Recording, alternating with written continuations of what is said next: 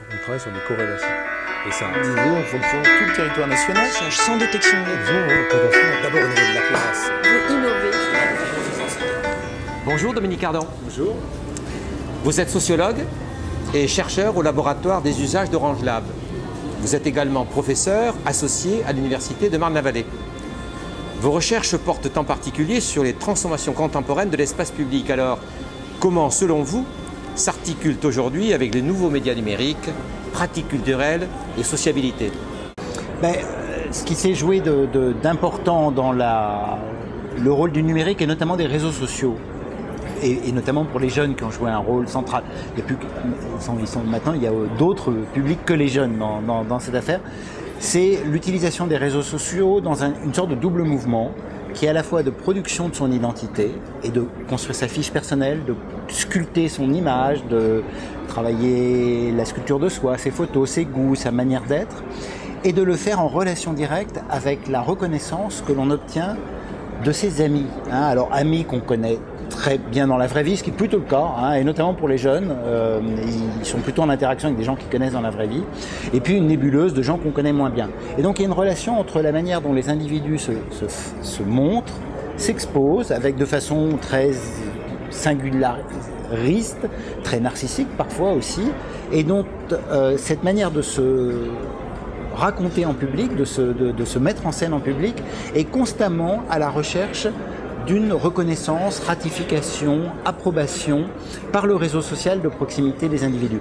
Et donc il y a quelque chose qui va associer très fortement dans les pratiques juvéniles la construction d'identité et du réseau de sociabilité. Et la sociabilité, c'est les amis, les copains, les gens de la classe, les copains de vacances, les gars du sport, etc. C'est ces réseaux-là de la vie ordinaire et quotidienne des individus qui va être transporté ou qui va accompagner la vie réelle des personnes dans l'univers numérique et créer de nouvelles interactions, de nouveaux usages dans le jeu, dans la discussion, dans le bavardage, dans les rapports amoureux, dans les disputes, etc., qui vont être très présents. Et moi, il me semble que c'est un des enjeux assez importants aujourd'hui qui se pose, c'est effectivement qu'on a ces nouvelles formes de sociabilité, d'échanges culturels numériques qui sont joués à un niveau très local. Quand les jeunes s'expriment sur Facebook, ils n'ont pas l'impression de s'exprimer devant la terre entière, un espace public qui soit un espace public global et général.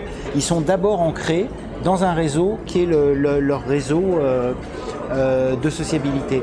Alors la question du coup se pose de savoir est-ce que cette sociabilité de la vie quotidienne, de la vie personnelle, de la construction de soi, elle a un rapport avec la forme même de construction d'identité que propose l'institution scolaire, l'enceinte scolaire et les formes plus institutionnelles de la vie des élèves.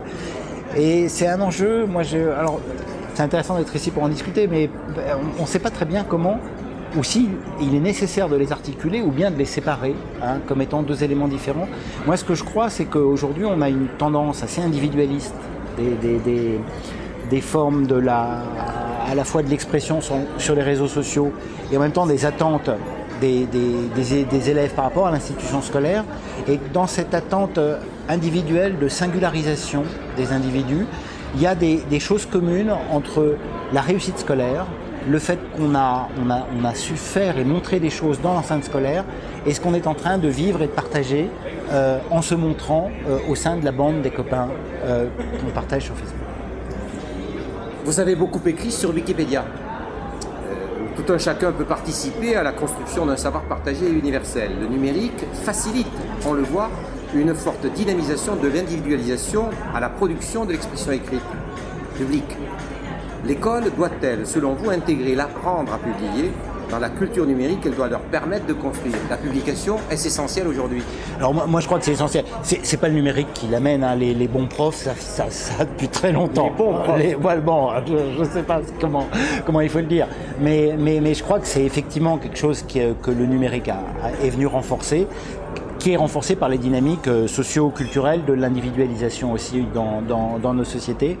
Wikipédia est un exemple assez merveilleux parce que dans Wikipédia, on a cette idée assez centrale et je trouve très éducative, que c'est pas la connaissance qui définit le statut des individus, c'est les procédures collectives que se sont données les membres de Wikipédia pour que chacun fasse montre de ses propres qualités pour trouver les bonnes connaissances. Donc on a un système procédural, un système de règles, qui est exactement ce que fait faire un prof quand il met en place un exercice collaboratif, dans lequel l'accès au savoir, à la connaissance, va être des ressources externes qu'on va mobiliser et qu'on va transformer en un savoir à travers les règles qu'on a mis en place. Et vraiment, le fonctionnement de Wikipédia est de cet ordre-là.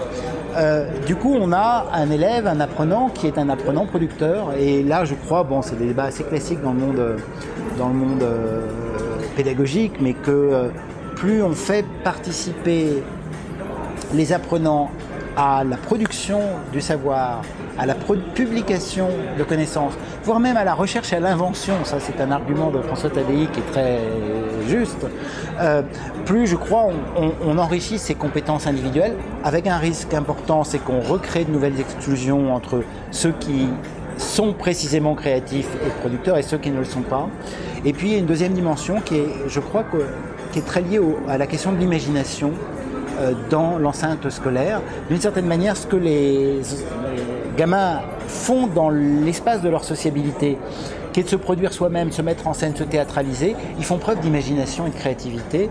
Bon, on sait que la question de la rédaction, d'imagination dans le milieu scolaire est toujours difficile et compliquée parce qu'elle est difficile à évaluer et à noter, mais que finalement, demander aussi de faire preuve de qualité, d'habileté qui ne sont pas simplement la reproduction des connaissances apprises ou la réussite aux exercices qui sont dans le programme scolaire, mais qui sont aussi des choses qui vont être œuvre d'imagination. C'est des manières de produire, de se singulariser, qui nourrissent des compétences qui sont de plus en plus utiles dans le monde numérique. Vos recherches actuelles portent sur la place des algorithmes dans le classement de l'information numérique. Alors, que pense l'anthropologue des algorithmes que vous êtes de leur place dans la société et pourquoi pas à l'école? Alors bon, c'est une grande question. Effectivement, j'étudie les algorithmes comme anthropologue, c'est-à-dire que je vais les visiter, je les personnalise, j'entre à l'intérieur de leur fonctionnement, j'essaye de discuter avec des mathématiciens et des informaticiens pour comprendre ce qu'ils veulent faire. Et l'idée un peu centrale, c'est que je crois que les algorithmes portent des mondes, c'est-à-dire qu'ils dessinent des environnements que l'on va ensuite, dans lequel on va ensuite habiter nous comme utilisateurs, dans lequel il y a des principes qui sont mis en place, il y a des manières d'organiser l'information qui sont très très différentes, et que le débat sur les algorithmes, ça doit être aussi une enquête interne au fonctionnement des algorithmes, entre le PageRank de Google qui organise l'information selon un principe d'autorité, par les citations qu'ont reçues les liens, entre des algorithmes qui préfèrent l'affinité et la viralité, les systèmes mis en place par le filtrage collaboratif d'Amazon ou le newsfeed de Facebook, ou bien tous les nouveaux systèmes ou nouvelles techniques algorithmiques et statistiques qui sont mises en place aujourd'hui de machine learning, qui prélèvent toute notre traces et puis qui les compare avec les traces des autres pour essayer de personnaliser les informations qu'elles nous donnent. Alors moi je crois qu'il y a presque on pourrait dire des philosophies politiques qui sont propres à chacun des algorithmes, qu'il faut les comprendre avant de les critiquer.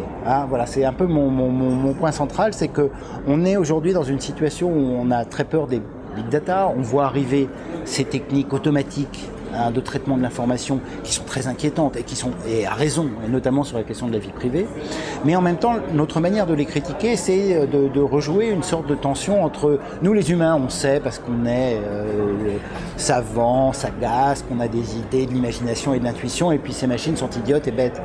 Bon, je crois qu'il faut mieux comprendre ce que veulent faire ces machines, et pour les comprendre, entrer à l'intérieur du système, parce que c'est la meilleure manière de les critiquer, et il faut critiquer les algorithmes qui ne remplissent pas, par exemple, le programme auquel l'utilisateur pense qu'il est en train de réaliser, ce qui parfois pour des intérêts commerciaux peut être le cas.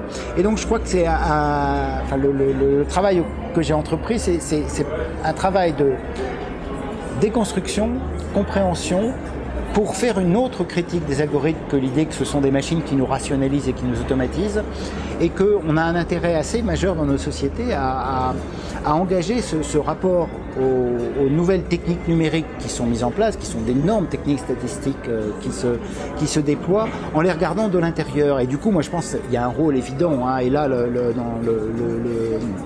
système éducatif, de comprendre l'informatique, pas simplement comme des cours où on apprend à presser les boutons, pas simplement un cours où on apprend à lire et à connaître les images, tout ça est très très nécessaire, ou à comprendre la culture numérique, mais aussi à comprendre ce qu'il y a à l'intérieur, sous le capot. Alors ça ne veut pas dire de faire de tous les élèves des codeurs en C, en JSON ou en Python, mais ça veut dire comprendre que l'informatique, c'est une science mathématique, qu'elle a un ensemble de règles, qu'elle a une sorte d'architecture abstraite et qu'il y a des architectures abstraites un petit peu différentes et que ça fait partie d'une sorte de culture scientifique absolument élémentaire et de base et qui va être de plus en plus nécessaire pour ne pas être dans une situation d'asymétrie trop forte entre l'utilisateur et ces énormes machineries qui sont en train de se mettre en place dans les plateformes du web, dans lesquelles l'utilisateur se sent immédiatement intimidé et incompétent parce qu'il ne comprendrait pas ce qui est en train de se jouer dans les systèmes de classement de l'information. Éduquer à ces nouvelles formes algorithmiques du numérique peut, à ce titre-là, être, je crois, très utile. Merci beaucoup. Merci bien.